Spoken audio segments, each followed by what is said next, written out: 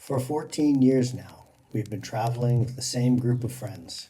Different countries, different rental houses, different phases of life, but always the same core. Three couples, a growing pack of kids, and the kind of shared history that makes packing chaos feel manageable and airport delays feel like stories in the making. This year it was Japan, skiing again. The kids are now 14 to 20, an age where, if we're honest, you assume they'd rather be with anyone but their parents. On the hill, we barely saw them. They had their own friends scattered across the mountain, classmates, teammates, other families. They'd taken off mid-morning with a casual, "See you later," and disappear into powder and chairlifts and independence. And that's how it should be.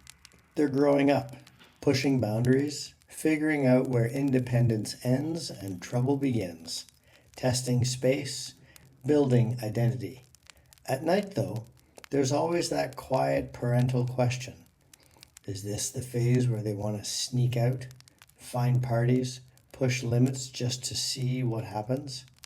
It's natural. It's normal. It's part of the growing up process.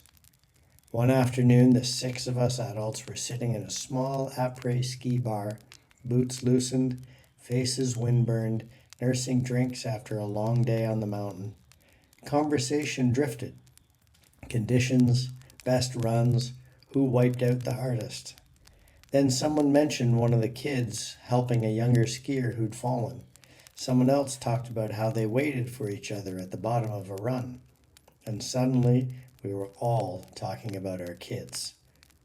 Raving, really, about their kindness, their humor, the way they look out for each other, the lack of drama, the absence of ego, how easy they were to travel with this week. Someone leaned back, raised his glass, and declared, "You know what? We are awesome parents." There was a beat, and then hysterical laughter. We patted ourselves on the back dramatically, told stories from when the kids were 5 and couldn't carry their own skis, when they cried over lost gloves or down a big run, when they needed help with every zipper and buckle. Some of these kids have known each other since birth, others since kindergarten. 14 years of shared birthday parties, sleepovers, school pickups, sideline cheering. We've grown up together as families. The next evening, though, there was a subtle shift in us, a quiet awareness. They won't want this forever. These trips, these dinners, these moments when everyone's under one roof. You don't say it out loud, but you feel it. The instinct to hold on just a little longer. So someone floated the idea, what about karaoke? It felt risky. Teenagers? Karaoke? With parents? We expected polite resistance at best. Instead, they were in. Not reluctantly, fully in. We invited another family to join.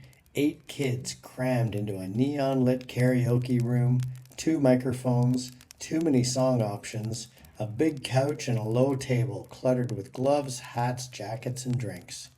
And then it began. They sang loudly, off-key, entirely out of rhythm. They forgot lyrics, came in too early, came in too late, attempted harmonies that were anything but harmonious, and they did not care. There was no sibling sniping, no subtle social positioning, no gossiping in corners, no trying to look cool. Just full commitment. Deep belly laughter, dramatic performances, mock serious ballads. The boys attempted choreographed dance moves to cover up their singing. The girls tried an Eminem song, but no one could keep up with the lyrics. They passed microphones freely, cheered each other on, danced badly, exaggerated every chorus. And the trust in that room, it was unmistakable. They could be ridiculous, they could be vulnerable, they could sound terrible. and no one would use it against them later. What happened in karaoke stayed in karaoke. The adults mostly sat back and watched. There's something about seeing your kids unfiltered like that, not performing for approval, not curating themselves for social survival, just being. At one point, I looked across the room at another parent. We didn't say anything. We didn't need to.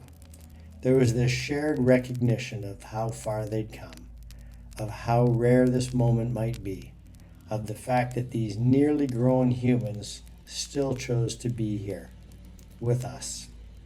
And I'll admit it, I possibly had a tear in my eye. Not because they were perfect, but because they were good. Good to each other, comfortable in themselves, secure enough to be silly, grounded enough to stay connected. That doesn't happen by accident. It comes from years of boundaries, of conversations, of holding firm when needed, of modeling friendship, of showing up consistently. It's not flawless parenting, it's steady parenting.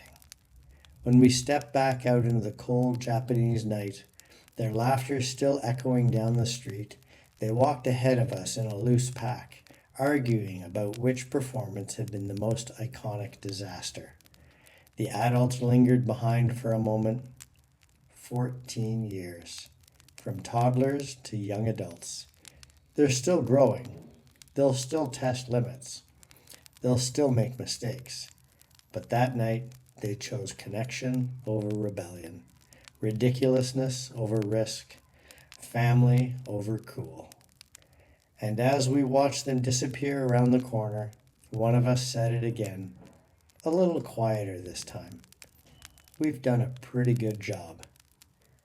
This time, we didn't laugh quite as hard because we knew it might actually be true.